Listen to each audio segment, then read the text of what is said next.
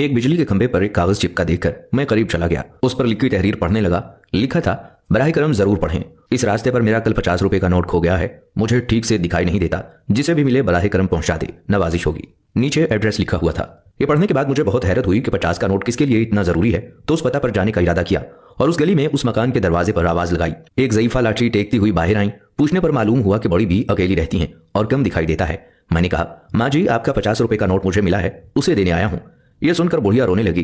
बेटा, अभी तक करीब 50 लोग मुझे 50 का नोट दे गए हैं, मैं अनपढ़ हूँ, ठीक से दिखाई नहीं देता, मालूम नहीं कौन मेरी इस हालत को देखकर मेरी मदद करने के लिए लिख कर चला गया।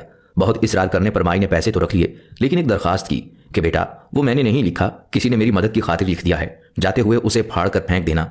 मैंने हाँ कहकर टाल तो दिया, लेकिन मेरे ज़मीर ने मुझे सोचने पर मजबूर कर दिया कि उन सभी लोगों से बुढ़िया ने वो कागज फाड़ने के लिए कहा होगा, मगर किसी ने नहीं फाड़ा।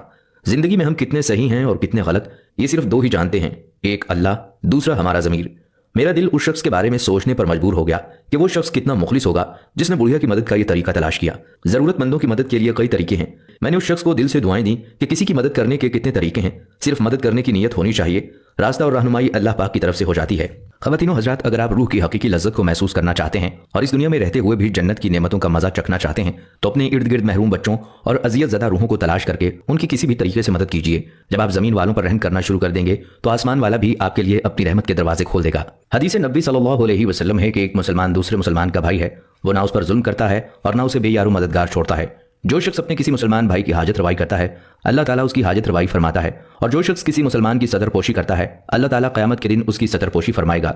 इरशाद नबी सल्लल्लाहु अलैहि वसल्लम है कि अल्लाह ताला उस वक्त तक अपने बंदे के काम में मदद करता रहता है जब तक बंदा अपने मुसलमान भाई के काम में मदद करता रहता है। अल्लाह ताला से दुआ है कि अल्लाह ताला हमें दूसरों के काम आने वाला बनाए।